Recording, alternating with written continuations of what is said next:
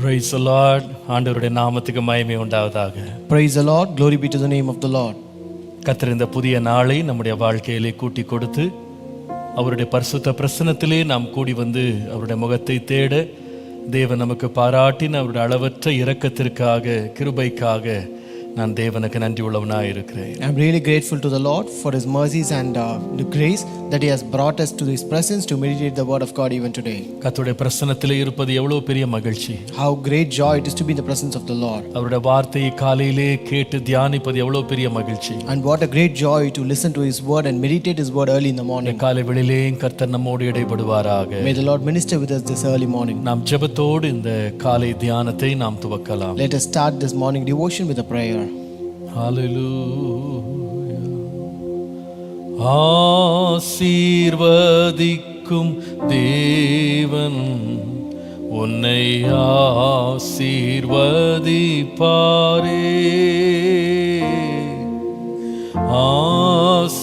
ஆசீர்வதிக்கும் தேவன் நம்மை ஆசீர்வதிப்பாரே. துதி ஸ்தோத்திரம் இயேசுநாதா, துதி உமக்கே என்றுமே. துதி ஸ்தோத்திரம் இயேசுநாதா, துதி உமக்கே என்றுமே. ஆசீர்வதிக்கும் தேவன் உன்னை ஆசீர்வதிப்பாரே.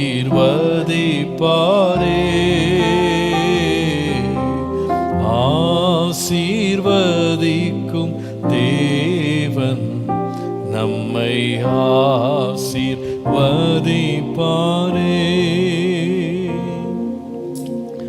ஆபிரகாமை ஆசீர்வதித்தவர் ஆசீர்வதிப்பாரே.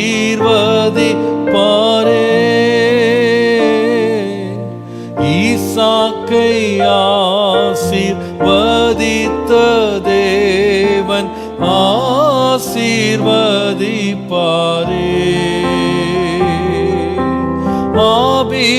ஆபிரகாமை ஆசீர்வதித்தவர் ஆசீர்வதிப்பாரே.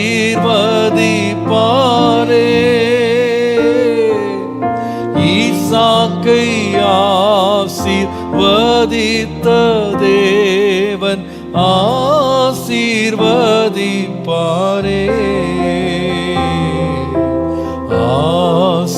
ஆசீர்வதிக்கும் தேவன் உன்னை ஆசீர்வதிப்பாரே.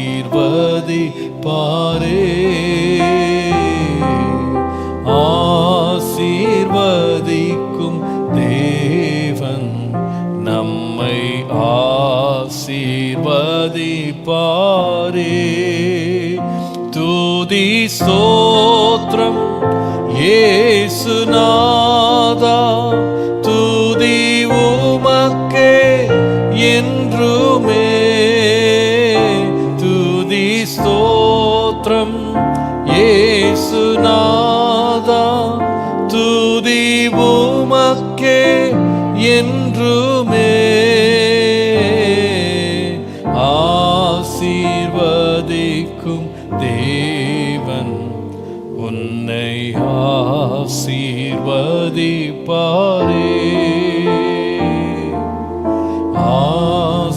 ஆசீர்வதிக்கும் தேவன் நம்மை ஆசீர்வதிப்பாரே.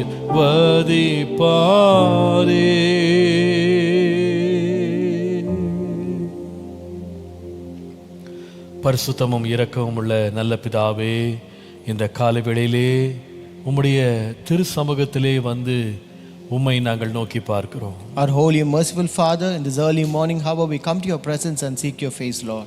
இந்த நாளிலேயும் உம்முடைய தயவையும் உம்முடைய இரக்கங்களையும் உம்முடைய இன்ப முகத்தையும் நாங்கள் தேடி வருகிறோம். Lord, this morning we are come seeking you, Lord, your presence, your face, Lord. ஆண்டவரே, உம்மிடத்திலே தான் ஞானமும் உம்மிடத்திலே தான் ஆண்டவரே ஆலோசனையும் உண்டு. Lord, wisdom and Lord counsel is with you, Lord. உம்முடைய இரக்கங்கள் உம்முடைய கிருபைகள் எங்களை தாங்கும்படி இந்த காலையிலே நலமானது எங்களுக்கு போதியும் அப்பா. Lord, teach us good that is good to us, that we may, Lord, know the things from you, Lord. ஆண்டவரே, நான் உனக்கு போதித்து நீ நடக்க வேண்டிய வழியை உனக்கு காட்டுவேன் என்று சொல்லி இருக்கிறீரே. Lord, you have said, Lord, I will teach you and show the way that you're supposed to go. நீர் பேசும் ஆண்டவரே. Lord, you speak with us, Lord. நாங்கள் அதை கேட்க வாஞ்சியாய் இருக்கிறோம். Lord, we are waiting to listen to you. உம்முடைய வசனத்தினால் நாங்கள் உணர்வடைந்து நாங்கள் உம்முடைய உயரங்களை எட்ட எங்களுக்கு உதவி செய்யும். Lord, give us grace that we may be convicted by your words and reach greater heights, Lord. இன்றைக்கு உம்முடைய சத்திய வேத வசனத்திலிருந்து போதிக்கும் ஒவ்வொரு காரியத்தை விளங்கிக் கொள்ளவும் அதை எங்கள் வாழ்க்கையில நாங்கள் அனுபவமாக்கவும் எங்களுக்கு கிருபை தார். Lord, give us grace that we may understand the things that you speak and reveal through your words, and that we make it an experience in our life today, Lord. உம்முடைய நாமம் மாத்திரம் மகிமைப்படட்டும். Let your name alone be magnified. இயேசுவின் நாமத்தில் பிதாவே. In Jesus' name we pray. Amen. Praise the Lord. கர்த்தர் நல்லவர். God is good. தேவன் மறுபடியுமாக நமக்கு கொடுத்த இந்த சந்தர்ப்பத்திற்காய் கர்த்தரை ஸ்தோத்திரிக்கிறேன். I once again thank God for the opportunity that the Lord has given us. இந்த நாளிலேயும் நாம் 180 நாட்களில் முழு வேதத்தையும் வாசித்து முடிக்கிற முயற்சியிலே நாம் சபையாக நாம் ஈடுபட்டிருக்கிறோம். So even today we are involved as a church in this challenge of reading the Bible in 180 days. இந்த வேத வாசிப்புல உங்களை உற்சாகப்படுத்துறதுக்காக ஒவ்வொரு நாளும் காலை தோறும் நாம் நீதிமொழிகளிலிருந்து நாம் தியானங்களை எடுத்துக்கொண்டிருக்கிறோம். So in order to encourage you to read the Bible, we are also taking early morning devotions from the book of Proverbs. 180 தியானங்கள் என்று நாம் ஆரம்பித்தோம். We started as 180 devotions. ஆண்டவர் கிருபையினாலே இன்றைக்கு 62வது நாளுக்குள்ளே நாம் கர்த்தர் பிரவேசிக்க கிருபை தந்திருக்கிறார். By the grace of God, God has graciously enabled us to enter the 62nd day. ஒவ்வொரு நாளும் கர்த்தர் கிருபையாய் வெளிப்படுத்தி கொடுத்து அவருடைய சத்தியங்களுக்காக கர்த்தரை நான் மனப்பூர்வமாய் ஸ்தோத்திரிக்கிறேன். I wholeheartedly thank God for all the truth that the Lord has revealed so far. இந்த தியான கூட்டங்கள் உங்களுக்கும் ஆசீர்வாதமாய் இருக்கிறது என்று அறிகிறேன். I also hope that these devotions are really a blessing to you. அதே வேளையில இந்த தியானங்களை எடுக்கிற எனக்கே இது ரொம்ப ஆசீர்வாதமா இருக்கிறது. At the same time, this is also a blessing to the one who takes this devotion. வேத புஸ்தகத்தில் உள்ள வேத சத்தியங்களை தேடி வாசிக்கும் போது அதனாலே ஜீவன் உண்டாகிறது. When we search the truth of the Bible, we get life out of it. நாம் தேவனை குறித்து இன்னும் அறியவும் அது நமக்கு உதவி செய்கிறது. It also helps us to know more about our God. தேவன் நமக்காய் வைத்திருக்கிற உன்னத ஆசீர்வாதங்களை நாம் அறிந்து கொள்ள அதை பின்பற்ற தேவன் கொடுத்து வருகிற கிருபைக்காய் கர்த்தரை ஸ்தோத்திரிக்கிறேன். I thank God for grace that the Lord is rendering, that we may know the greater blessings the Lord has kept us and that we may pursue it. இந்த நாளிலேயும் நீதிமொழிகள் புஸ்தகத்தை தொடர்ந்து நாம் தியானிக்கலாம். Even today, let us continue meditating from the book of Proverbs. நீதிமொழிகளின் புஸ்தகம் 3ஆம் அதிகாரம் 7-8 வசனங்களை நாம் வாசிக்கலாம். Proverbs chapter 3 verses 7 and 8. நீ உன்னை ஞானி என்று எண்ணாதே, கர்த்தருக்கு பயந்து தீமையை விட்டு விலகு, அது உன் நபிக்கு ஆரோக்கியமும் உன் எலும்புகளுக்கு ஊனுமாகும். Do not be wise in your own eyes, fear the Lord and depart from evil. It will be health to your flesh and strength to your bones. ஆண்டவருடைய அளவற்ற கிருபையினாலே இந்த வேத பகுதியை நாம் ஒரு சில நாட்களாக நாம் தொடர்ந்து தியானித்து கொண்டே இருக்கிறோம். By the grace of God, we are continually meditating from the scripture portion. நம்முடைய தேவன் நீதி உள்ளவர். Our God is a righteous God. நம்மை நீதியின் பாதைகளிலே நடத்துகிறவர். He is the one who leads us in righteous ways. அவரை பின்பற்றுகிற ஆடுகளாகிய நாமும் அவருடைய நீதியிலே நடக்கணும் அப்படின்னு அவர் வாஞ்சிக்கிறார். And we as sheep who follow him, he also desires that we should walk in his righteousness. ஒருபோது நாம வழி தப்பி தீமையின் பாதைகள்ல போய்விடக் கூடாது என்பது தேவனுடைய பிரியம். And it is also God's delight that we should never stay away from a path of God and move away into the path of evil. வேதம் சொல்லுகிறது, நீ கர்த்தருக்கு பயந்து நீ தீமையை விட்டு விலகு. The Bible says, you fear the Lord and depart from evil. கர்த்தருடைய நாமத்திற்கு மகிமை உண்டாவதாக. Glory be to the name of the Lord. பாருங்க, தேவன் எப்பொழுதெல்லாம் ஒரு கட்டளை, ஒரு கற்பனை, ஒரு பிரமாணம் ஆண்டவர் வைக்கிறாரோ அப்பொழுதெல்லாம் தேவன் அதனோடு சேர்த்து அதற்கான கீழ்ப்படுதலின் ஆசீர்வாதத்தையும் தேவன் கூட தான் சேர்த்து வைக்கிறார். See, whenever the Lord gives a commandment, a rule, or an order, or a law, the Lord also adds the blessings for that obedience. பாருங்க, நம்ம ஒரு நன்மையை பெற வேண்டும் என்று சொல்லி தான் தேவன் ஒரு சட்டத்தையோ அல்லது ஒரு எதிர்பார்ப்பையோ நம்மகிட்ட வைக்கிறார். The Lord is keeping a rule or keeping an expectation towards us that we might be benefited through it. ஆங்கிலத்துல சொல்லுவாங்க காஸ் அண்ட் எஃபெக்ட்னு சொல்லுவாங்க, செய்கையும் அதனுடைய பலனும். So in English they say it as cause and effect. ஆண்டவர் சொல்லுகிறார், நீ இந்த குறிப்பிட்ட செய்கையை செய்தால் இதனாலே உனக்கு என்ன பலன் கிடைக்கும் அப்படின்றத கர்த்தர் காட்டுறாரு. So the Lord says if you do certain thing, what benefit you will receive out of it.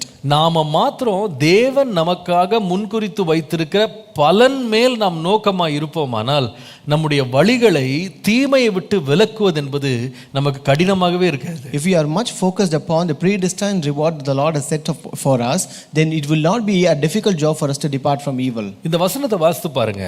Look at this verse. கர்த்தருக்கு பயந்து தீமையை விட்டு விலகு. Fear the Lord and depart from evil. 8ஆம் வசனத்துல Verse 8. அது உன் நபிக்கு ஆரோக்கியமும் உன் எலும்புகளுக்கு ஊனுமாகும். It will be health to your flesh and sting to your bones. நபின்றது மாமிசம், So it is in flesh. ஊன் அப்படின்றது எலும்பு, And the other one is bones. கர்த்தருடைய நாமத்திற்கு மகிமை உண்டாவதா. Glory be to the name of the Lord. அப்போ கர்த்தர் ஏதோ ஒரு ஆசீர்வாதத்தை நம்ம பெறணும், ஒரு நன்மையை பெறணும் அப்படின்னு எதிர்பார்த்து தான் கர்த்தர் தீமையை விட்டு விலக சொல்றாரு. So the Lord is asking us to depart from evil, expecting that we should receive some goodness or some profit and benefit. நீங்கள் வேதம் முழுவதும் வாசித்தீங்கன்னா எந்த காரியத்தை தேவன் மனிதனை செய்ய வேண்டும் என்று சொல்லுகிறாரோ அந்த செய்ய சொன்ன எல்லா காரியத்துக்கும் ஒரு நன்மையை அதற்கு பின்பாக தொடர்ந்து வர்றதை கர்த்தர் அறிந்து தான் அதை செய்ய சொல்றார். So if you read the entire Bible, you can find out wherever the Lord commands to do something, you can find a blessing or a profit added along with that. கர்த்தருடைய நாமத்துக்கு மகிமை உண்டாவதா. Glory be to the name of the Lord. ஆகவே தான் நீங்கள் உபாகமத்தின் புஸ்தகத்துல 11ஆம் அதிகாரம் 26 முதல் 28 வசனங்களை நீங்கள் வாசித்தால், That's why if you read in Deuteronomy chapter 11 verses 26 to 28, எல்லா கற்பனைகளையும் ஆண்டவர் கொடுத்துட்டு சொல்லுகிறாரு. after giving all the commandments, the Lord says, மோசேயின் வார்த்தைகளை பாருங்க. look at the words of Moses. அவர் சொல்லுகிறார் 26ஆம் வசனத்துல, Verse 26, இதோ இன்று நான் உங்களுக்கு முன்பாக ஆசீர்வாதத்தையும் சாபத்தையும் வைக்கிறேன். behold, I set before you today a blessing and a curse. இன்று நான் உங்களுக்கு கற்பிக்கிற உங்கள் தேவனாகிய கர்த்தரின் கற்பனைகளுக்கு கீழ்ப்படிந்தீர்களானால் ஆசீர்வாதமும், உங்கள் தேவனாகிய கர்த்தரின் கற்பனைகளுக்கு கீழ்ப்படியாமல் இன்று நான் உங்களுக்கு விதிக்கிற வழியை விட்டு விலகி நீங்கள் அறியாத வேறே தேவர்களை பின்பற்றுவீர்களானால் சாபமும் வரும். The blessing if you obey the commandments of the Lord your God which I command you today, and the curse if you do not obey the commandments of the Lord your God but turn aside from the way which I command you today to go after other gods which you have not known. இன்று நான் உங்களுக்கு விதிக்கிற வழியை விட்டு விலகினால், if you turn aside from the way which I command you today, உங்களுக்கு சாபம் வரும். then you will have curse. கர்த்தர் நமக்கு மெய் வழியை காமிச்சிட்டு எச்சரிப்பையும் கொடுக்கிறாரு. The Lord shows us the right way and gives a warning. அவருடைய கற்பனைகள், அவருடைய பிரமாணங்கள் எல்லாம் காமிச்சிட்டு ஆண்டவர் இதன் வழியா நடவுங்கன்னு சொல்றாரு. The Lord shows all his commandments and laws and he says and asks us to walk in that way. நன்மை செய்ய வாய்ப்பே இல்ல, நன்மை செய்ய வழியே இல்லன்னு ஆண்டவர் முடக்கிறது இல்ல. The Lord will never stop you saying that you don't have an opportunity or a chance to do good. நன்மை செய்கிறதுக்கு ஆண்டவர் ஒரு பாதையை திறக்கிறாரு. The Lord is opening a way for you to do good. நன்மை செய்ய நமக்கு வேண்டிய திராணியை கர்த்தர் தர்றாரு. The Lord also gives us the ability to do good. தேவன் நம்மட்ட எதிர்பார்க்கிற ஒவ்வொரு காரியமும் வேதம் சொல்லுகிறது தேவனுடைய கற்பனைகள் பாரமானவைகள் அல்லவே என்று யோவான் எழுதுவாரு. So even John writes that the commandments of God are not burdensome. அப்போ பாரமானது நமக்கு சொல்லல. So he never says something burden to us. இயேசு சொல்லும் பொழுது, when Jesus says, வருத்தப்பட்டு பாரம் சுமக்கிறவரே நீங்கள் என்கிட்ட வாங்க, நான் உங்களுக்கு இளைப்பாறுதல் தருவேன். So he says, come unto me all that you are weak and heavy laden and I will give you rest. அவர் சொல்லுகிறார், என்னுடைய சுமையை நீங்க உங்க மேல ஏற்றுக்கொள்ளுங்க, எங்களுடைய நுகத்தை உங்க மேல ஏற்றுக்கொள்ளுங்க. So he says, take my yoke upon you. நீங்க உங்களுடைய சொந்த சுமைகள்லாம் நீங்க சுமந்தீங்கன்னா வருத்தம் தான் உங்களுக்கு மிஞ்சும். If you carry your own burdens and own yoke, you will have only sorrow. ஆனால் நீங்க நான் கொடுக்கிறது நீங்க சுமந்தா, but if you carry what I give you, அந்த நுகம் லேசா இருக்கும், அந்த பாரம் லகுவா இருக்கும். so that yoke will be very easy and my burden is very light. கர்த்தருடைய நாமத்துக்கு மகிமை உண்டாவதாக. Glory be to the name of the Lord. கர்த்தருடைய வழிகள் பாரமானதே கிடையாது. So the ways of God are not burdensome. கர்த்தருடைய நாமத்துக்கு மகிமை உண்டாவதாக. Glory be to the name of the Lord. அநேக வேளையில சத்துருவானவன் நம்மளுக்கு எப்படி தோற்றத்தை காட்டுவானா, ஐயோ நீ கர்த்தருடைய பாதைகள் நடந்தினா நீ ரொம்ப கஷ்டப்படணும், அது ரொம்ப கஷ்டமான ஒரு காரியம், அதை நான் செய்யவே முடியாதுன்ற மாதிரி அவன் காட்டுவான். So many times this devil will show us the path of God as if it is very difficult that we will not be able to walk in that path at all. ஆனால் அவன் காட்டுகிற தீமையான பாதைகளை செய்யறது ரொம்ப லகுவாக அவன் காட்டுவான். And also he shows his path of evil to be very easy for us to உங்களுக்கு follow. நல்லா தெரியும் அவன் பிசாசானவன் எப்பொழுதுமே வஞ்சிக்கிறவன். So you know very well this Satan is a deceiving one. நான் காட்டுற தீமையில வா உனக்கு வாழ்க்கையை நான் சந்தோஷமா மகிழ்ச்சியா லகுவா உனக்கு மாற்றி தரேன்னு காட்டிட்டு முடிவை பார்த்தீங்கன்னா அந்த காலில் அங்கே கொண்டு வச்சிங்கன்னா வாழ்நாளெல்லாம் துன்பம் தான். So he shows his path of evil to be very good, very easy to follow. He and also invites us to come to it so that he will give us joy and rejoicing and gladness. But at the end, when you step into it, it is always sorrow at the end. பாருங்க அதனால தான் கேட்டுக்கு போகிற வழி விசாலமா இருக்குன்னு போட்டிருக்கு. That's why he says, wide is the gate that goes to destruction. வழி விசாலம் தான். The way is wide. ஆனா அந்த பாதை எங்க போயிட்டு இருக்குன்னா கேட்டுக்கு நேரா போகுது. But the path is leading to destruction. தேவன் காட்டுகிற வழி வந்து நெருக்கமா கண்ணுக்கு தெரியலாம். So the path of God may appear to be very narrow. ஆனா அது எங்க போகுதுன்னா ஜீவனுக்கு நேரா போகுது. But it leads towards life. கர்த்தர் நமக்கு கொடுத்த ஒவ்வொரு பிரமாணங்கள் கற்பனைகள் அவருடைய வழிகள் எல்லாமே தேவன் நமக்கு வைத்திருக்கிற ஆசீர்வாதங்களை சுதந்திரிக்கிறதுக்கு நேரா நம்மளை நடத்துற பாதைன்றதை மறந்துடக்கூடாது. Don't ever forget that all the commandments in the Lord has set are pathways towards the blessing of God. அதனால தான் கர்த்தர் சொல்றாரு நான் உங்களுக்கு வழியை காட்டுறேன்பா. That's why God says I will show you a way. நான் உனக்கு வழியை போதிக்கிறேன். I just teach you the way. அந்த வழியில் நீ நடப்பாயானால் நீ ஆசீர்வதிக்கப்படுவாய். If you walk in that way you will be blessed. நான் காட்டின வழியை விட்டு நீ தீமைக்கு விலகுவாயானால் அது உனக்கு ஆசீர்வாதமா இருக்கு. But if you turn away from the way that I show and go towards evil, then that will not be a blessing to you. ஆகவே தான் இந்த நீதிமொழிகள்ல வாசிக்கிறோம் நீ கர்த்தருக்கு பயந்து தீமையை விட்டு விலகினால் அது உன் மாம்சத்துக்கு உன் எலும்புக்கு அது ஆசீர்வாதமா இருக்கும். That's why here we read in Proverbs, if you fear the Lord and depart from evil, it will be a blessing to your flesh and bones. இந்த வார்த்தை என்னை ரொம்ப சந்தித்தது இன்றைக்கு காலையில. These words actually touched me and met me this நான் இந்த மாம்சத்திற்குரிய எலும்புகளுக்குரிய ஆசீர்வாதத்தை இன்னொரு முறை நான் உங்களுக்கு அதை நான் போதிக்கிறேன், அதை நான் விளக்குறேன். So I will explain and teach about this flesh and the strength to the bones later time. ஆனால் இன்றைக்கு என்னுடைய மனதில் தொட்ட ஒரே ஒரு காரியம் என்னன்னா நாம கர்த்தருக்கு பயந்து தீமையை விட்டு விலகுவோமானால் தேவன் அதனால் நம்முடைய வாழ்க்கைக்கு பல ஆசீர்வாதங்களை ஆயத்தம் பண்ணி வைத்திருக்கிறார். But one thing that touched my heart is today is that when you fear the Lord and depart from evil, the Lord has prepared great many blessings for us. இன்றைக்கு நாம பல நாட்களாக தீமையை விட்டு எப்படி விலகிறது, தீமையை விட்டு ஏன் விலகணும், தீமை எப்படி இருக்கிறது இதெல்லாம் நம்ம படிச்சுட்டு தான் வர்றோம். So for past few days we are just meditating on departing from evil, how to depart from evil, how to identify evil. இதெல்லாம் நம்ம படித்து கொண்டு தான் வர்றோம். We have been learning all these things. ஆனா இன்றைக்கு நம்ம என்ன கற்றுக்கொள்ள போறோம்னா But today what are we going to learn? தீமையை விட்டு நாம விலகினால் தேவன் நமக்கு கொடுக்க போகும் ஆசீர்வாதங்கள் என்ன? What are the blessings that the Lord will give us for departing from evil? கர்த்தருடைய பரிசுத்த நாமத்திற்கு மகிமை உண்டாவதாக. Glory be to the holy name of God. முதலாவது தேவன் தீமையை விட்டு விலகுறவர்களுக்கு கொடுக்கிற ஆசீர்வாதத்தை யோபுவின் புஸ்தகம் 1ஆம் அதிகாரம் நாம் வாசிக்கலாம். The first blessing for the person who depart from evil you can read from book of Job chapter 1 and verse 1. நீங்கள் 1ஆம் அதிகாரம் 1ஆம் வசனத்தில் யோபுவை குறித்து தேவன் கொடுத்த சாட்சியை பாருங்க. So in Job chapter 1 and verse 1 you can read about the testimony that God gave about Job. ஊத்ஸ் தேசத்தில் யோபு என்னும் பேர் கொண்ட ஒரு மனுஷன் இருந்தான்.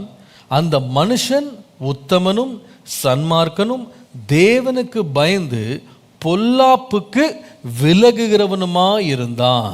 There was a man in the land of Uz whose name was Job, and that man was blameless and upright, and the one who feared God and shunned evil. கர்த்தருடைய பரிசுத்த நாமத்திற்கு மகிமை உண்டாவதாக. Glory be to the holy name of God. எல்லா காலத்திலேயும் பொல்லாப்பு இருக்கு. Wickedness existed at all times. எல்லா தேசங்கள்லயும் பொல்லாப்பு இருக்கு. Wickedness exists in every nation. அது ஊத்ஸ்லயும் இருக்கு, அது நம்முடைய ஊர்லயும் இருக்கு. So it was present in the land of Uz and it is also present in our land. ஆனால் அதுல வாழ்ந்த யோபு என்கிற மனிதன் தன்னை சுற்றி இருந்த பொல்லாப்புக்கு விலகுவேன் என்று ஒரு தீர்மானம் எடுத்தான். But this Job who lived in that land of Uz, he took a decision that he will be away from this evil. கர்த்தருடைய நாமத்திற்கு மகிமை உண்டாவதாக. Glory be to the name of the Lord. இப்படி கர்த்தருக்கு பயந்து பொல்லாப்பை விட்டு விலகினவனுக்கு வருகிற ஆசீர்வாதம் என்ன? What is the blessing for this person who feared God and shunned evil? நீங்கள் 8ஆம் வசனம் முதல் 10ஆம் வசனம் வரைக்கும் யோபு 1ஆம் அதிகாரத்தில் பாருங்க. If you read Job chapter 1 verse 8 to 10, கர்த்தர் சாத்தானை நோக்கி என் தாசனாகிய யோபின் மேல் கவனம் வைத்தாயோ, உத்தமனும் சன்மார்க்கனும் தேவனுக்கு பயந்து பொல்லாப்புக்கு விலகுகிறவனுமாகிய அவனைப் போல பூமியிலே ஒருவனும் இல்லை என்றார். Then the Lord said to Satan, have you considered my servant Job, that there is none like him on the earth, a blameless and upright man, one who fears God and shuns evil. 9ஆம் வசனம். Verse 9. அதற்கு சாத்தான் கர்த்தருக்கு பிரதியுத்தரமாக, யோபு விருதாவாகவா தேவனுக்கு பயந்து நடக்கிறான்? So Satan answered the Lord and said, does Job fear God for nothing? நீர் அவனையும் அவன் வீட்டையும் அவனுக்கு உண்டான எல்லாவற்றையும் சுற்றி வேலி அடைக்கவில்லையா? Have you not made a hedge around him, around his household and around all that he has on every side? நீர் அவனையும் அவன் வீட்டையும் அவனுக்கு உண்டான எல்லாவற்றையும் சுற்றி வேலி அடைக்கவில்லையா? Have you not made a hedge around him, around his household and around all that he has on every side? பிரியமானவர்களே, My dear ones, கர்த்தருக்கு பயந்து தீமையை விட்டு விலகிறவனுக்கு தேவன் கொடுக்கிற முதலாவது ஆசீர்வாதம் தேவனுடைய பாதுகாப்பு. the first blessing that the Lord gives to the person who fear the Lord and depart from evil, it is divine protection. இது ரொம்ப ஆச்சரியமா இருக்கிறது. This is really surprising. பிசாசு சொல்லுகிறான், ஆண்டவரே நீங்க சொல்றீங்க இந்த மனுஷனை பற்றி அவன் தேவனுக்கு பயந்து தீமையை விட்டு விலகிறவன்னு சொன்னீங்க, ஆனால் அவனோ அவனை சுற்றிலும் உம்முடைய கரத்தினால் ஒரு வேலி அமைக்கப்பட்டிருக்குன்னு பிசாசு கண்டான். But here Satan said, Lord, you say that he fears the Lord and shuns evil, but he found out there is a hedge or a protection covering that is around this Job. அருமையானவர்களே, அந்த தேசத்துல எவ்வளவு பேர் இருந்திருக்கிறாங்க. My dear ones, there were many people in that land. ஆனால் பிசாசு இந்த ஒரு குறிப்பிட்ட குடும்பத்தை, இந்த குறிப்பிட்ட மனிதனுடைய சம்பத்தை பார்த்து அவன் கை வைத்து தொட முடியாத அளவுக்கு தேவனுடைய பாதுகாப்பு அவனை சுற்றி இருந்தது. But this Satan could not touch this family or this man, so that the protection of the Lord was so strong and hard around him. பிரியமானவர்களே, நாம் தேவனுக்கு பயந்து தீமையை விட்டு நாம விலகும்போது கர்த்தர் நம்மோடு கூட இருந்து நமக்கு வேலியாக இருக்கிறார். So when we fear the Lord and depart from evil, the Lord will be with us and he will be a protection to us. நாம தீமை விட்டு விலகினா கர்த்தர் நாம் பக்கத்துல வந்துடுறார். So if we depart from evil, then the Lord will draw near to us. Hallelujah. Hallelujah. அவர் பரிசுத்தவான்களின் நடுவே வாசம் பண்ணுகிறவர். He is the one who dwells among the holy ones. நாம கர்த்தருக்காக வைராக்கியமா நின்னு தீமையை விட்டு விலகிறத அவர் பார்க்கும்போது நம்முடைய பாதுகாப்பை அவர் தன்னுடைய கரத்தில் எடுத்துக்கொள்ளுகிறார். When he sees that we are very zealous for God and we depart from evil, then he takes our protection into his hands. யோபுடைய வாழ்க்கையை பார்க்கும் பொழுது கர்த்தர் அனுமதி இல்லாமல் பிசாசானவன் அவன் மேல கையை வைக்க முடியலன்னு பார்க்கிறோம். So here in this life of Job, you can see without the permission of God, the Satan was not able to lay his hand upon Job. நீங்கள் இதே போல ஒரு சாட்சியை நோவாவை குறித்து வாசிக்கலாம். You can also read a similar testimony regarding Noah. நீங்கள் ஆதியாகமத்தின் புத்தகம் 6ஆம் அதிகாரம் 9 முதல் 12 வாசிப்பீர்களானால், If you read Genesis chapter 6 verses 9 to 12, அங்கே நோவாவை குறித்து சொல்லி இருக்கிறது. it is said about Noah here. வேதம் சொல்லுகிறது, நோவா தன் காலத்தில் இருந்தவர்களுக்குள்ளே நீதிமானும் உத்தமனுமாய் இருந்தான், அவன் தேவனோடே சஞ்சரித்து கொண்டிருந்தான். Noah was a just man, perfect in his generations. Noah walked with God. நீங்கள் அந்த சூழ்நிலையை பார்ப்பீங்களானா, When you look at the situation there, அவன் எந்த இடத்துல அவன் உத்தமனாக தேவனுக்கு முன்பாக நீதிமானாக இருந்தான் என்றால், in what situation was he a just man, perfect and he walked with God? 11ஆம் வசனத்தை வாசிக்கும் போது, If you read verse 11, பூமியானது தேவனுக்கு முன்பாக சீர்கெட்டதா இருந்தது. the earth also was corrupt before God. பூமியானது கொடுமையினால் நிறைந்திருந்தது. And the earth was filled with violence.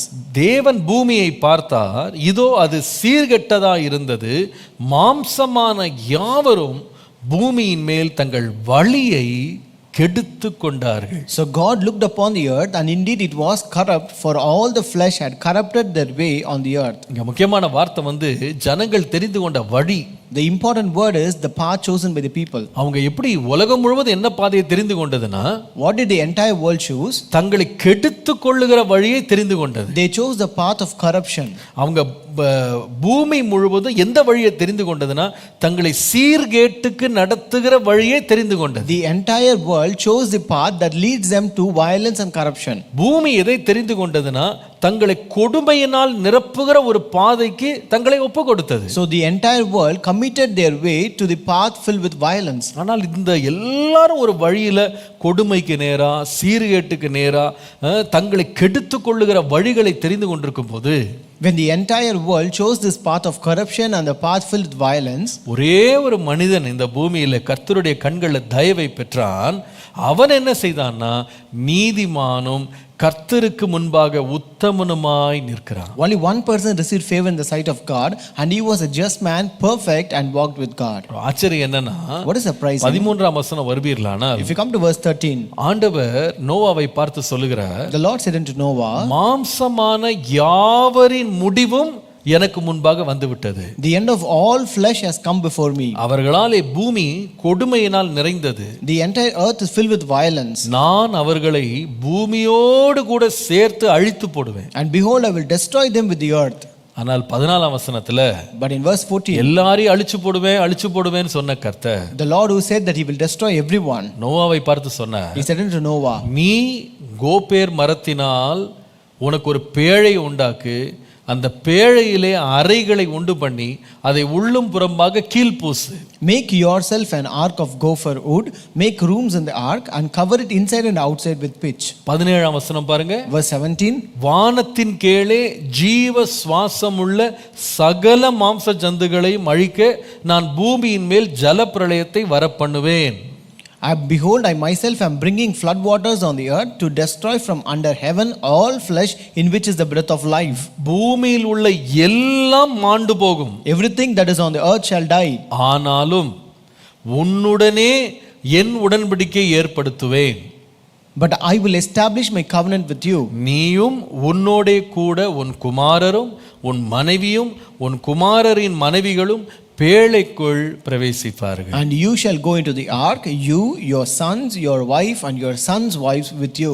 என்ன அருமையா இருக்கு பாருங்க. How beautiful it is. எல்லாரும் கேட்டின் வழியை தெரிந்து கொள்ளும் போது, நீதியின் பாதைக்கு திரும்பின யோபுவின் மேல் கர்த்தருடைய பெரிய பாதுகாப்பின் திட்டம் இருந்தது. So when everyone chose the path of corruption, this Noah who chose this path of just and perfection, the God's protection was upon him. பூமியையும் அதில் உள்ள எல்லாவற்றையும் கர்த்தர் அழித்த போது, இந்த ஒரே மனுஷனுடைய குடும்பத்தை 8 பேரை கர்த்தர் பேழையிலே வைத்து பாதுகாத்தார். So when the Lord destroyed the entire earth and that were present in this earth, but the Lord protected this Noah and his family of 8 members. நாம் கர்த்தருடைய வழிகளுக்கு நாம் திரும்பி தீமையை விட்டு விலகுவோமானால் கர்த்தருடைய விசேஷித்த ஒரு பாதுகாப்பு நம்ம மேலே இருக்கிறது. So I tell you, when you depart from evil and turn to the path of God, then we will have a divine protection of God upon us. கர்த்தருடைய பரிசுத்த நாமத்திற்கு மகிமை உண்டாவதாக. Glory be to the holy name of God. தேவனுடைய கண்களில் நமக்கு தயவு கிடைக்கிறது. We will receive favor in the sight of God. அவருடைய நித்திய பாதுகாப்புக்குள்ளே கர்த்தர் கொண்டு வருகிறார். The Lord will bring us into his eternal protection. கர்த்தருடைய பரிசுத்த நாமத்திற்கு மகிமை உண்டாவதாக. Glory be to the holy name of God. நீங்கள் பழைய ஏற்பாட்டில் உள்ள ராஜாக்கள் எல்லாம் நீங்க வாசிப்பீங்களானா, if you read about the kings of the Old Testament, அவர்கள் கர்த்தருடைய வழிகளுக்கு தங்களை திருப்பாமல் தங்கள் தீமைகளிலேயே தொடர்ந்து நடந்து கொண்டே இருந்தாங்க. So they never turned towards the Lord but were continuing the path of evil in their life. எப்பொழுதெல்லாம் அவங்க அப்படிப்பட்ட ஒரு வாழ்க்கைக்கு தங்களை ஒப்பு கொடுத்தாங்களோ, தேவன் வந்து அவர்களை சத்துருக்களின் கைகளில் அவரை ஒப்பு கொடுத்ததை நீங்க பார்க்கலாம். So whenever they committed their life to such kind of path, you can see the Lord himself delivered them into the hands of their enemies. நீங்கள் 2 ராஜாக்கள் 13ஆம் அதிகாரம் 1 முதல் 3 வசனங்களை பாருங்களேன். If you read 2 Kings chapter 13 1 to 3 verses, அங்கே நீங்கள் யோவகாஸ் என்கிற ராஜாவை குறித்து படிக்கலாம். here you can read about a king named Joash. வேதம் சொல்லுகிறது, இவன் யார் என்றால் அகசியா என்னும் யூதாவுடைய ராஜாவின் குமாரனாகிய யோவாசுடைய 23ஆம் வருஷத்தில் யெகூவின் குமாரனாகிய யோவகாஸ் இஸ்ரவேலின் மேல் சமாரியாவிலே 17 வருஷம் ராஜ்யம் பண்ணினார். So here the Bible says, in the 23rd year of Joash the son of Ahaziah king of Judah, Jehoahaz the son of Jehu became king over Israel in Samaria and reigned 17 years. கர்த்தரின் பார்வைக்கு பொல்லாப்பானதை செய்து இஸ்ரவேலை பாவஞ்செய்ய பண்ணின நேபாத்தின் குமாரனாகிய யெரொபெயாமின் பாவங்களை பின்பற்றி நடந்தான். அவைகளை விட்டு விலகவில்லை. And he did evil in the sight of the Lord and followed the sins of Jeroboam the son of Nebat, who had made Israel sin. He did not depart from them. அப்போ ஆண்டவர் விலகிறதுக்கு ஒரு காலம் கொடுத்திருக்கிறாரு. So it means that the Lord has given a time for him to depart from it. அவனுடைய முற்பிதாவின் பாவங்களை இவன் செய்து கொண்டிருக்கிறான். He was continuing the sins of his forefathers. கர்த்தர் இவன் விலகுவான் அந்த பாதையை விட்டு தீமையை விட்டு விலகுவான் காத்திருக்கிறாரு. The Lord was waiting that he will turn away from this path of evil, and the Lord was waiting for him to do it. ஆனால் இவன் விலகல. But he never departed from கர்த்தர் there. பாருங்க, அவன் விலகாததை கண்டு When the Lord saw that he did not depart from மூன்றாம் them, வசனம் வாசித்தீங்கன்னா, verse 3 says, ஆகையால் கர்த்தருக்கு இஸ்ரவேலின் மேல் கோபம் உண்டு, அவர்களை சீரியாவின் ராஜாவாகிய அசகேலின் கையிலும் அசகேலின் குமாரனாகிய பெனாதாத்தின் கையிலும் அந்நாட்களில் எல்லாம் ஒப்பு கொடுத்தார். Then the anger of the Lord was aroused against Israel, and he delivered them into the hand of Asahel, king of Syria, and into the hand of Ben-Hadad, the son of Asahel, all their days. கர்த்தரே ஒப்பு கொடுத்தார். God himself delivered him. ஒரு அந்நியனுடைய கையில, ஒரு துஷ்டனுடைய கையில ஒப்பு கொடுத்து வாதிக்கும்படி செய்கிறார். So the Lord himself delivered into the hands of the enemies and to wicked person that they may be tormented. கர்த்தருடைய நாமத்துக்கு மகிமை உண்டாவதா. Glory be to the name of the Lord. நான் சொல்லுவேன், இது யோவாகாசுடைய வாழ்க்கையில மாத்திரம் கிடையாது. So I tell you, this not only happened in the life of Jehoahaz. நீங்கள் 2 ராஜாக்கள் 15ஆம் அதிகாரம் 8 முதல் 10 வசனங்களுக்கு வருவீர்களானால், If you come to 2 Kings chapter 15 verses 8 to 10, அங்கே யெரொபெயாமின் குமாரனாகிய சக்கரியா என்கிற ராஜாவுடைய வாழ்க்கையிலேயும் இதே போல நடக்கிறது நீங்க பார்க்கலாம். So you can read a similar incident that happened in the life of Zechariah, the son of Jeroboam. இவன் இஸ்ரவேலை சமாரியாவிலிருந்து 6 மாதங்கள் அரசாட்சி செய்கிறான். So here he reigned over Israel in Samaria for 6 months. 9ஆம் வசனம் பாருங்க. Verse 9 says, தன் பிதாக்கள் செய்தது போல கர்த்தரின் பார்வைக்கு பொல்லாப்பானதை செய்தான். இஸ்ரவேலை பாவம் செய்ய பண்ணின நேபாத்தின் குமாரனாகிய யெரொபெயாமின் பாவங்களை விட்டு விலகவில்லை. அந்த வார்த்தை ரொம்ப முக்கியம். அவன் அந்த பாவங்களை விட்டு விலகல. And he did evil in the sight of the Lord as his father had done. He did not depart from the sins of Jeroboam the son of Nebat, who had made Israel sin. அதோட விளைவு என்ன? What is the outcome? ரொம்ப வேதனையா இருக்கு. It is really grieving. நீங்க 10ஆம் வசனம் வாசித்தீங்கன்னா, If you read verse 10, யாபேசின் குமாரனாகிய சல்லூம் அவனுக்கு விரோதமாய் கட்டுப்பாடு பண்ணி ஜனத்தின் முன்பாக அவனை வெட்டி கொன்று போட்டு அவன் ஸ்தானத்திலே ராஜாவானான். So then Shallum the son of Jabesh conspired against him and struck and killed him in front of the people, and he reigned in his place. கர்த்தருடைய நாமத்துக்கு மகிமை உண்டாவதா. Glory be to the name of the Lord. நம்ம யோவாகாசை பார்த்தீங்கன்னா, சத்ருவை அனுப்பி ஆண்டவர் அவனை மிகுந்த துன்பத்திற்குள் ஆற்றுகிறார். So in the case of Jehoahaz, you can see that the Lord sent his enemies and they tormented him. இங்க சகரியாவை பார்ப்பீங்களானா, Here when you see about Zechariah, இவன் கர்த்தருக்கு முன்பாக தன் வழிகளை திருப்பி தீமையை விட்டு விலக்காததுனால தன்னுடைய நாட்டுக்குள்ளே இருந்து ஒருத்தனை எழுப்பி அவனை கொன்று போட ஆண்டவர் அனுமதி கொடுக்கிறார். Since this person did not turn or depart from evil, the Lord rose a person from his own land and made him to conspire against him and killed him. நீங்கள் மறுபடி 2 ராஜாக்கள் 15ஆம் அதிகாரத்துக்கு வருவீங்களானா, If you again come to 2 Kings chapter 15, 23 லிருந்து 25 பாருங்க. verses 23 to 25. அங்கே பெக்காயா அப்படின்ற ஒரு ராஜாவை பார்க்கிறோம். Here we read about a king named Pekahiah. அவன் இஸ்ரவேலை சமாரியாவிலிருந்து 2 ஆண்டுகள் ஆட்சி செய்கிறான். So he reigned Israel in Samaria for 2 years. 24ஆம் வசனத்துல, Verse 24, கர்த்தரின் பார்வைக்கு பொல்லாப்பானதை செய்தான். அவன் இஸ்ரவேலை பாவம் செய்ய பண்ணின நேபாத்தின் குமாரனாகிய யெரொபெயாமின் பாவங்களை விட்டு விலகவில்லை. And he did evil in the sight of the Lord. He did not depart from the sins of Jeroboam the son of Nebat, who had made Israel sin. எப்படி இருக்கு பாருங்க. How it is now. இவனும் விலகல. Even he did not depart. பாவத்தை விட்டு விலகல. He did not depart from the sins. விளைவு என்ன? What is the consequence? 25ஆம் வசனம் பாருங்க. Verse 25. பெக்கா என்னும் அவனுடைய சேர்வைக்காரன் அவனுக்கு விரோதமாக கட்டுப்பாடு பண்ணி கீலேயாத் புத்திரரில் 50 பேரை கூட்டிக் கொண்டு அவனையும் அர்கோபையும் ஆரியேயையும் ராஜாவின் வீடாகிய அரண்மனையிலே சமாரியிலே வெட்டி கொன்று போட்டு அவன் ஸ்தானத்தில் ராஜாவானான். Then Pekah the son of Remaliah, an officer of his, conspired against him and killed him in Samaria in the citadel of the king's house, along with Argob and Ari, and with him were 50 men of Gilead. He killed him and reigned in his place. நான் 3 ராஜாக்களை பற்றி சொன்னேன். I told about 3 kings. சக்கரியாவை பற்றி படிச்சோம். We read about Zechariah. அதே போல நாம யெகோவாஸ் பத்தி படிச்சோம். Next we read about யோவாகாஸ். Jehoahaz. அதே போல பெக்காயாவை பற்றி படிக்கிறோம். And next we saw about Pekahiah. இந்த மூன்று ராஜாக்களுடைய லைஃபையும் பாத்தீங்கன்னா அவங்க தீமையை விட்டு பொல்லாப்பை விட்டு விலகலன்னு நம்ம பார்க்கிறோம். So all these three kings did not depart from evil and sin. நல்லா கவனிங்க. Listen carefully. நாம ஒவ்வொருவரும் பாவத்திலே நம்ம கருத்தரிக்கப்படுகிறோம். We are all conceived in sin. நாம துர்குணத்துல உருவாகிறோம். And we are all formed in wickedness. நம்ம இள வயதுகளிலே தேவனை அறியாத நாட்கள்ல நம்ம பாவத்துல விழுந்துறோம் என்பது உண்மை. And it is true that we fall into sin in our young age. ஆனால் தேவன் தம்முடைய இரக்கத்தை கொண்டு நம்மோடு பேசுகிறார், நமக்கு சத்தியத்தை வெளிப்படுத்துகிறார். But the Lord speaks to us out of his mercy and he reveals the truth to us. அவருடைய பிரியம் என்னன்னா நாம துன்மார்க்கத்தை விட்டு விலகணும்ன்ற தேவனுடைய பிரியம். So God's delight is that we should depart from evil and wickedness. ஆனால் ஒரு மனுஷன் எத்தனை முறை கடிந்து கொள்ளப்பட்டாலும் துன்மார்க்கத்தை விட்டு விலக மாட்டேன் நிக்கும்போது, but when a person, no matter how many times he is being warned, but he refused to turn away from evil, அதிலே துணிகரம் கொண்டு அவன் தொடர்ந்து இருக்கும்போது, so when he dare to continue to that sin, கர்த்தர் வந்து அவன் மேல் உள்ள பாதுகாப்பை எடுத்து விடுகிறார். the Lord will remove his protection from that person. தீங்குக்கு ஒப்பு கொடுக்கிறார். The Lord commits him to evil. அதனால தான் சங்கீதம் 37 27 முதல் 28 வசனங்களை வாசிக்கும்போது, that's why if you read Psalm 37 verses 27 and 28, தீமையை விட்டு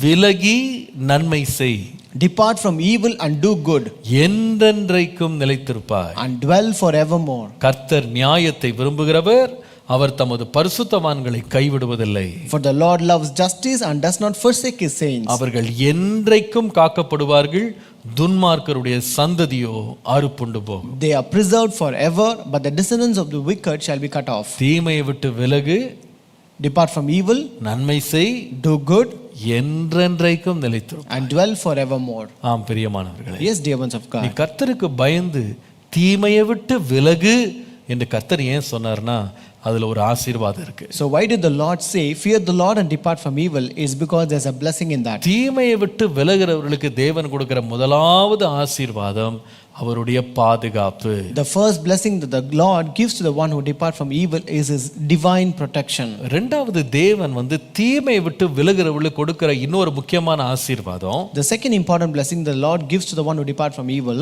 1 பேதுரு 3ஆம் அதிகாரம் 10 முதல் 11 வசனங்களை பாருங்க. 1 Peter chapter 3 verses 10 to 11.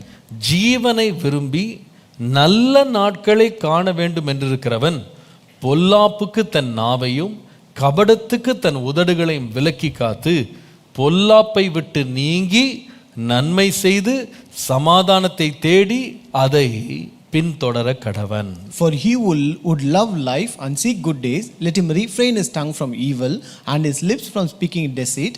Let him turn away from evil and do good. Let him seek peace and pursue it. கர்த்தருடைய பரிசுத்த நாமத்துக்கு மகிமை உண்டாவதாக. Glory be to the holy name of God. நாம தீமையை விட்டு விலகும் போது முதலாவது தேவன் கொடுக்கிற ஆசீர்வாதம் அவருடைய பாதுகாப்பு என்று பார்த்தோம். So when we depart from evil, the first blessing that the Lord gives is his divine protection. இரண்டாவது தேவன் தீமையை விட்டு விலகுறவர்களுக்கு கொடுக்கிற ஆசீர்வாதம் வந்து அவருடைய நன்மை அல்லது அவருடைய பராமரிப்பு.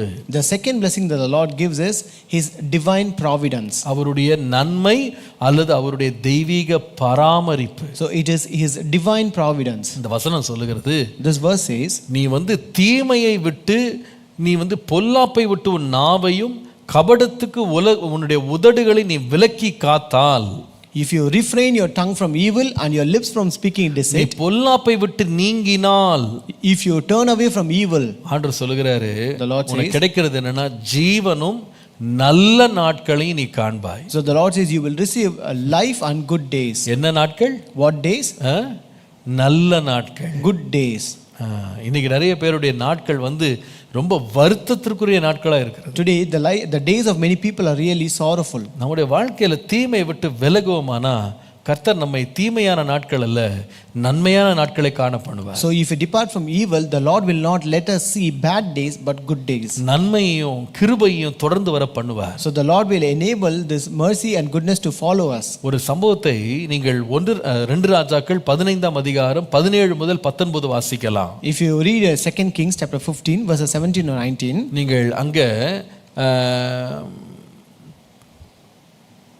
மேனாகேம் அப்படின்ற ஒரு இஸ்ரவேலின் ராஜாவை பற்றி படிக்கலாம். So here you can read about a king of Israel named Menahem. இவன் இஸ்ரவேலின் மேல் சமாரியாவிலே 10 வருஷம் ராஜ்யபாரம் பண்ணினான். So he reigned over Israel in Samaria for 10 years. 17ஆம் வசனத்தினுடைய கடைசி பகுதி சொல்கிறது, The last part of verse 17 says, அவன் தன் நாட்களிலெல்லாம் கர்த்தரின் பார்வைக்கு பொல்லாப்பானதை செய்தான். Verse 18, and he did evil in the sight of the Lord. 18ஆம் வசனத்துல, இஸ்ரவேலை பாவம் செய்ய பண்ணின நேபாத்தின் குமாரனாகிய யெரொபெயாமின் பாவங்களை விட்டு விலகாது இருந்தான். He did not depart all his days from the sins of Jeroboam the son of Nebat, who had made Israel sin. விலகவே இல்லை. He did not depart. கிடைத்த வாய்ப்புகள் எல்லாம் தட்டி கழிக்கிறான். He just rejected all the opportunities he received. இஸ்ரவேலில் தீர்க்கதரிசிகள் எழும்புறாங்க. There are prophets who rose up in Israel. அவங்க கர்த்தருடைய எச்சரிப்பை சொல்றாங்க. They give the warning of God. ஆனா ராஜாவோ தனக்கு முந்தினவனாகிய யெரொபெயாமின் பாவங்களை தொடர்ந்து செய்து அதை விட்டு விலகாமலே இருக்கிறான். But this king continued the sins of Jeroboam and he did not depart from it. கர்த்தர் தலையிட்டு என்ன செய்றார் பாருங்களேன். You know what did the Lord do after intervening? 19ஆம் வசனம் பாருங்க. Verse 19 says, அசீரியாவின் ராஜாவாகிய பூல் தேசத்திற்கு விரோதமாக வந்தான். Pul, king of Assyria, came against the land. அப்பொழுது மேனாகேன் பூலின் உதவியினால் ராஜ்யபாரத்தை தன் கையிலே பலப்படுத்தும் பொருட்டு அவனுக்கு 1000 தாலந்து வெள்ளியை கொடுத்தான். And Menahem gave Pul 1,000 talents of silver, that his hand might be with him to strengthen the kingdom under his control. எப்படி? How? 1000 தாலந்து வெள்ளியை கொடுத்தான். He gave 1,000 talents of silver. யாருடைய காசு இது? It is whose money? கொள்ளடிச்ச காசு கிடையாது. It is not the money that he looted. நீங்க தொடர்ந்து வாசித்தீங்கன்னா, if you continue to read தன்னுடைய தேசத்துல இருக்கிறவர்கள்ட்டயே அவன் காசை வாங்கி வாங்கி வாங்கி ஒரு அந்நிய ராஜாவுக்கு அப்பம் கட்டுறான். So when you continue to read, you can find that he exacted the money from the people of his own people of Israel and he gave this money to a strange king. பாருங்க, ஆண்டவர் இது ஆசீர்வாதமா அவங்களுக்கு கொடுக்கல. The Lord did not give this as a blessing to him. அவன் இன்னொருவனை சேவிக்கும்படி, ஒரு அந்நியனை சேவிக்கும்படி தன்னுடைய தேசத்தின் மக்களினுடைய உழைப்பின் சம்பத்தை கொண்டு போய் ஒரு அந்நியன்ட்ட போய் கட்டுறான். So the Lord made him to serve another foreign king or a strange king, and he made the king to exact the money of the labor of his own people and give it the entire possession to the other king. கர்த்தருடைய ஆசீர்வாதம் அவன் மேல இல்ல பாருங்க. The blessing of the Lord was not upon him. அவன் நல்ல நாட்களை அவன் காணல. He did not see his good days. அவன் தன்னை பலப்படுத்தணும்னா தான் அறியாத ஒரு அந்நியன்ட்ட போய் கப்பம் கட்டிக்கிட்டு இருக்கான். So he was giving money to the other king to strengthen himself. ஏன்பா உனக்கு இந்த நிலைமை? So why is this situation? ஏன் இப்படி உன் வாழ்க்கையில பொல்லாப்பின் நாட்கள்? Why such kind of bad days in your life? ஏன் உன் வாழ்க்கையில ஜீவனுடைய பரிபூரணம் உன் வாழ்க்கையில இல்ல? Why there is no perfection of life found in your life? வேதம் சொல்லுகிறது, the Bible says, தன்னுடைய தகப்பனுடைய பாவங்களை விட்டு, துன்மார்க்கத்தை விட்டு அவன் விலகவே இல்லை. He did not depart from the evil and sins and wickedness of his father. கர்த்தர் நம்மோடு பேசுறாரு. Today the Lord is speaking with us. நம்முடைய வழிகள் கர்த்தருக்கு பிரியமாய் இருக்குமானால், if our paths are pleasing to God, நான் நிச்சயமாய் நம்புறேன் தேவனுடைய ஜீவனும் அவருடைய பராமரிப்பும் நம்முடைய வாழ்க்கையின் மேல் இருக்கும். I surely believe that the life of God and his good days and his divine providence will be upon us. நம்முடைய வழிகள் கர்த்தருக்கு பிரியமாய் இருக்குமானால், if our paths are pleasing to God, நாம் தீமை விட்டு விலகுவோமானால், if we depart from evil, நம்முடைய சத்துருக்களும் நம்மோடு சமாதானமாய் இருக்கும்படி கர்த்தர் உதவி செய்வார். the Lord will help that even our enemies will come for a peace treaty with us. Hallelujah. Hallelujah. இப்போ இரண்டாவது ஒரு நன்மை இருக்கு. கர்த்தருடைய வழிகளுக்கு நாம தீமை விட்டு விலகி வரும்போது இரண்டாவது நன்மை. So the second blessing when we depart from evil,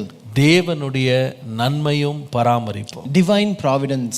கடைசியாக at last, நாம தீமையை விட்டு விலகும் போது தேவன் கொடுக்கிற மூன்றாவது ஆசீர்வாதம் என்ன? So what is the third blessing when we depart from evil? எரேமியாவின் புத்தகம் 26ஆம் அதிகாரம் 2 முதல் 3 வசனங்கள். Jeremiah chapter 26 verses 2 and 3. எரேமியா 26 2 முதல் 3. Jeremiah chapter 26 verses 2 and 3. கர்த்தருடைய ஆலயத்தின் பிரகாரத்தில் நின்று கொண்டு கர்த்தருடைய ஆலயத்தில் பணி வருகிற யூதாவுடைய பட்டணங்களின் குடிகள் அனைவருக்கும் சொல்லும்படி நான் உனக்கு கற்பித்த எல்லா வார்த்தைகளையும் அவர்களுக்கு சொல்லு, ஒரு வார்த்தையும் குறைத்து போடாது என்று கர்த்தர் சொல்லுகிறார். 3ஆம் வசனத்தை முக்கியமாக கவனிங்க. அவர்கள் செய்கைகளுடைய பொல்லாப்பின் நிமித்தம் நான் அவர்களுக்கு செய்ய நினைக்கிற தீங்குக்கு நாம் மனஸ்தாபப்படத்தக்கதாக ஒருவேளை அவர்கள் கேட்டு அவர் தம் பொல்லாத வழியை விட்டு திரும்புவார்கள். verse 3. Verse 3, perhaps everyone will listen and turn from his evil way, that I may relent concerning the calamity which I purpose to bring on them because of the evil of their doings. என்னுடைய ஜனங்கள் என்னுடைய எச்சரிப்பை கேட்டு அவங்க பொல்லாத வழிகள், அவங்க தீமையை விட்டு அவங்க விலக அவங்க தீர்மானம் எடுத்தாங்கன்னா, So if my people listen to my words of warning, and if they decide a purpose to turn away from their path of evil, நான் அவர்களுக்கு செய்யணும்னு நினைச்ச தீமையை விட்டு நானும் விலகுவேன். so I will also relent and turn away from the evil that I purpose to bring on them. நான் அவர்களுக்கு செய்யணும்னு நினைச்ச தீங்குக்காக நான் மனஸ்தாபப்படுவேன். I will relent for the evil that I actually purpose to bring upon them. மூன்றாவது ஆசீர்வாதம் என்ன? What is the third blessing? தேவனுடைய மன்னிப்பு. It is divine pardon.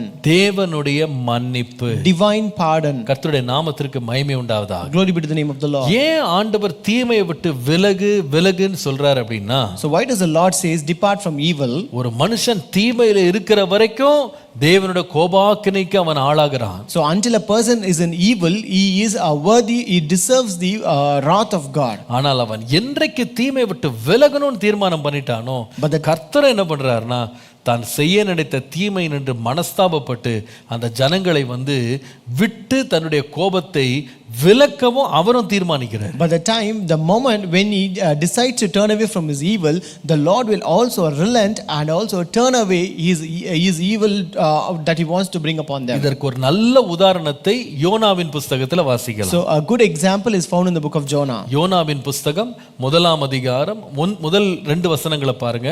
Jonah chapter 1 first 2 verses. அமித்தாயின் குமாரனாகிய யோனாவுக்கு கர்த்தருடைய வார்த்தை உண்டாகி, அவர், நீ எழுந்து மகா நகரமாகிய நினிவேக்கு போய் அதற்கு விரோதமாய் பிரசங்கி, அவருடைய அக்கிரமம் என் சமூகத்தில் எட்டினது என்று சொன்னார். Now the word of the Lord came to Jonah the son of Amittai, saying, Arise, go to Nineveh, that great city, and cry out against it, for their wickedness has come up before me. கர்த்தருடைய பரிசுத்த நாமத்திற்கு மகிமை உண்டாவதாக. Glory be to the holy name of யோனா 3ஆம் அதிகாரம் 4ஆம் வசனம் வாசித்தீங்கன்னா, if you read Jonah chapter 3 and verse 4, யோனா நகரத்தில் பிரவேசித்து ஒரு நாள் பிரயாணம் பண்ணி இன்னும் 40 நாள் உண்டு, அப்பொழுது நினிவே கவிழ்க்கப்பட்டு போகும் என்று கூறினார். And Jonah began to enter the city on the first day's walk. Then he cried out and said, Yet 40 days and Nineveh shall be overthrown. இதுல முக்கியமான சத்தியங்கள் வெளிப்படுது பாருங்க. So there are important truths that are revealed here. முதலாவது, ஒரு தேசமோ ஒரு ஜனமோ ஒரு ராஜாவோ தனிப்பட்ட நபரோ அவன் பொல்லாப்பின் பாதையிலே நடந்து தீமையை விட்டு விலகாம இருக்கிறது தேவனுக்கு பிரியம் கிடையாது. First, it is not pleasing for God if there is a single person or a nation or a king or people who would walk in the way of evil and who did not depart from the way of wickedness. கர்த்தர் அதை கவனிக்கிறாரு. The Lord is noting all them. ஒவ்வொரு மனுஷனும் மனம் திரும்பணும்னு விரும்புறாரு. The Lord wants every person to repent. நல்லா கவனிங்க.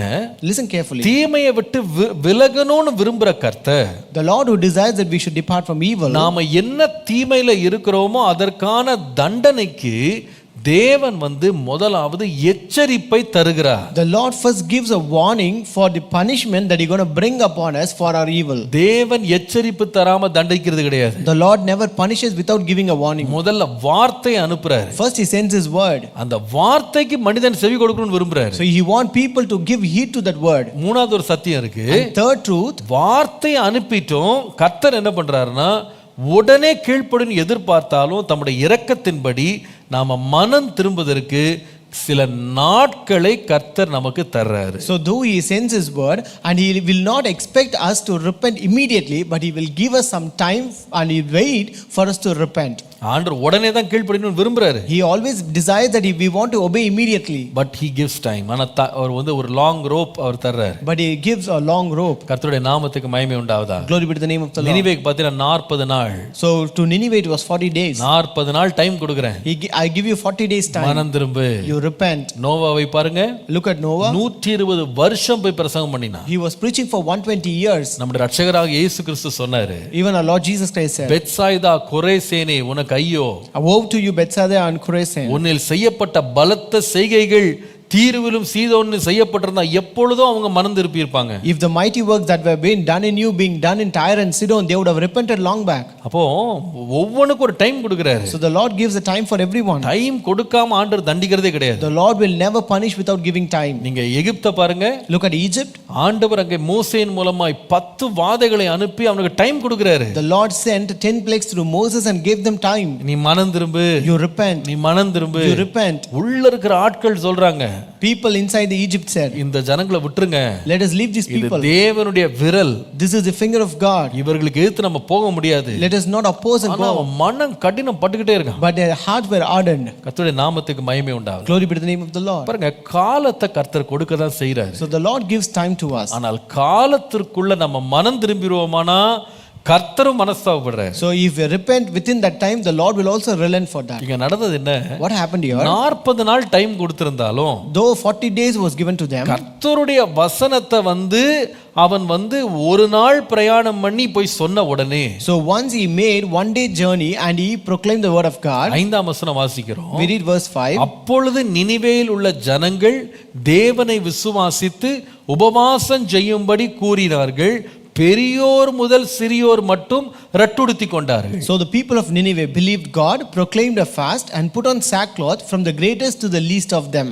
அவன் 6ஆம் வசனத்துல அந்த செய்தி நினிவேயின் ராஜாவு கெட்டின போது அவன் சிங்காசனத்தை விட்டு எழுந்து தன் உடுத்தி இருந்த உடுப்பை கழற்றி போட்டு ரட்டை உடுத்தி கொண்டு எழுந்து தன் ரட்டை உடுத்தி கொண்டு சாம்பலிலே உட்கார்ந்தான். Verse 6 says, then word came to the king of Nineveh, and he arose from his throne and laid aside his robe, covered himself with a sackcloth and sat in ashes. அவன் உட்கார்ந்தது மாத்திரமல்ல, He not only அவன் sat, கட்டளையாக செய்த வேலையை பாருங்க. and you can see what he proclaimed as a command. நினிவேயில் எங்கும் 7ஆம் வசனத்துல மனுஷரும் மிருகங்களும் மாடுகளும் ஆடுகளும் ஒன்றும் ருசி பாராதிருக்கவும் மேயாமலும் தண்ணீர் குடியாமல் இருக்க மனுஷரும் மிருகங்களும் ரட்டினால் மூடிக்கொண்டு தேவன் நோக்கி உரத்த சத்தமாய் கூப்பிட அவரவர் தம் தம் பொல்லாத வழியையும் தம் தம் கையில் உள்ள கொடுமையும் விட்டு திரும்ப கடவர்கள் கட்டளை கொடுக்கிறான். So he also gave a command and decree saying that let neither man nor beast, herd nor flock taste anything, do not let them eat or drink water,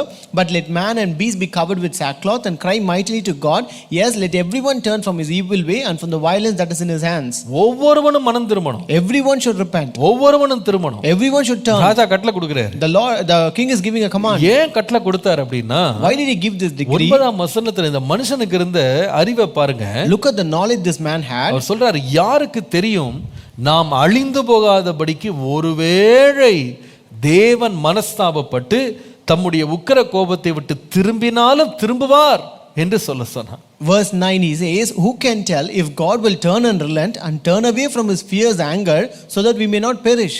பாருங்க, இவனுக்கு வேதத்தின் சத்தியங்கள் முழுசா தெரியாது. So he doesn't know the truth of this Bible fully. தேவன் உண்மையா மனஸ்தாபப்படுவாரு, மனம் திரும்பிடுவாரு, செய்ய நினைத்த துன்பத்திலிருந்து தேவன் மனதை மாற்றுவார் அவனுக்கு தெரியல. He is not aware that the Lord will relent and turn away from his wrath, and the Lord will stop doing the harm to them. இஸ்ரவேலுக்கு கொடுக்கப்பட்ட பிரமாணங்கள் சத்தியங்கள் வேதம் அவர்களுக்கு கொடுக்கப்படல. So the law, the decree and the commandment that was given to Israel was not given to these people. ஆனா அவனுக்கு உள் மனதுல ஒரு உணர்வு இருக்கு. But he had a conviction in his heart. நாம தீமையின் வழியை விட்டு விலகினா ஒருவேளை கடவுளும் என்ன பண்ணுவார்னா தன்னுடைய மனதை அவர் மாற்றுவாரு. If we turn from the path of wickedness, then the Lord will also relent and turn his heart. அவனுக்கு ஒரு அறிவு இருந்தது பாருங்க. He had a knowledge. நான் மனம் திரும்பினால், என் வழிகளிலிருந்து நான் மாறினால், if I repent and turn from my ways, ஒருவேளை தேவன் என்னை மன்னிப்பார் அப்படின்னு அவன் நினைத்தான். So he thought maybe God may forgive me. அதனால தானும் தன்னுடைய ஜனத்தாரும்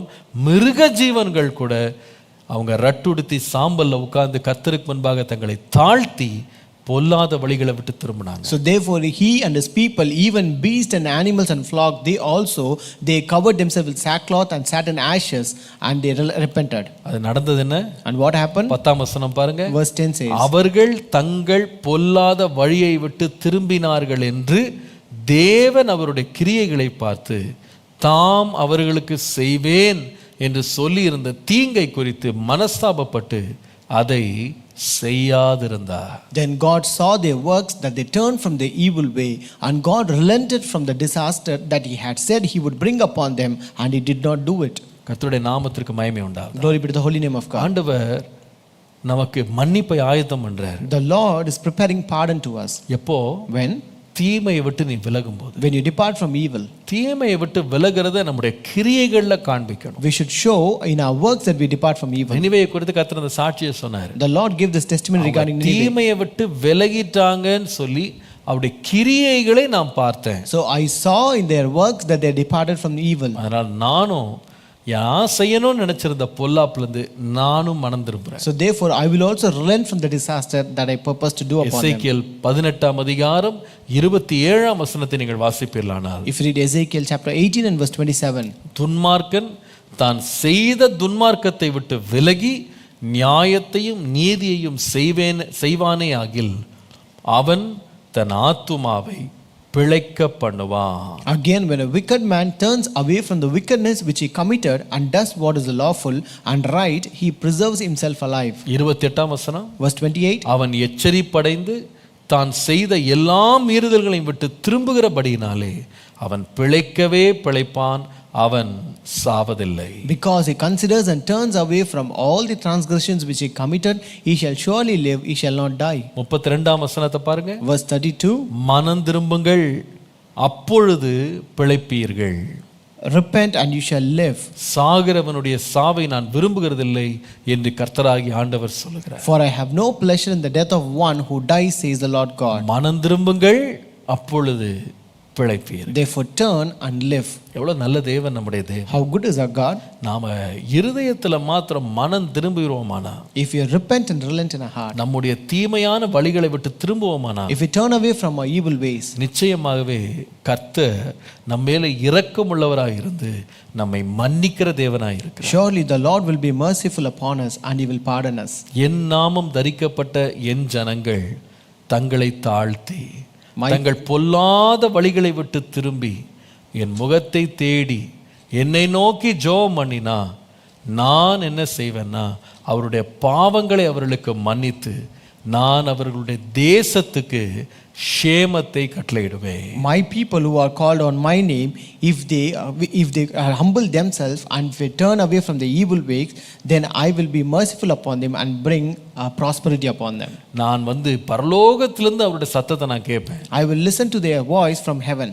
நான் அவருடைய தேசத்துக்கு நான் ஷேமத்தை கட்டளையிடுவேன். So I will command prosperity to their land. இன்றைக்கு ஆண்டவர் நம்முடைய தேவன் மனதுருகுகிற ஒரு தேவன். Today our God is a merciful God. இன்றைக்கு காலையில் ஆண்டவரே தீமையை விட்டு விலகிறதுக்கு எனக்கு கிருபை தாரும். Lord, this morning give me grace to turn away from evil. ஆண்டவர் சும்மா சொல்லல தீமையை விட்டு விலகிறே தீமையை விட்டு விலகிறேன்னு. The Lord just like that, he did not say just depart from evil. ஆண்டவர் சொல்லுகிறாரு, நீ தீமையை விட்டு விலக வேண்டுமானால், He says if you want to depart from evil, நானும் என்ன செய்வேன்னா ஆசீர்வதிப்பேன். I will also bless you. 3 ஆசீர்வாதங்களை கர்த்தருக்கு பயந்து தீமையை விட்டு விலகிறவர்களுக்கு கொடுக்கிறார். The Lord gives 3 blessings to the one who depart from evil. முதலாவது கர்த்தர் தம்முடைய பாதுகாப்பை தீமையை விட்டு விலகிறவனுக்கு தருகிறார். First, the Lord gives his divine protection to the one who depart from evil. இரண்டாவது, Second, தேவன் தீமையை விட்டு விலகிறவனுக்கு நன்மையையும் நல்ல நாட்களையும் தருகிறார். Second, the Lord gives divine providence to the one who depart from evil. மூன்றாவது,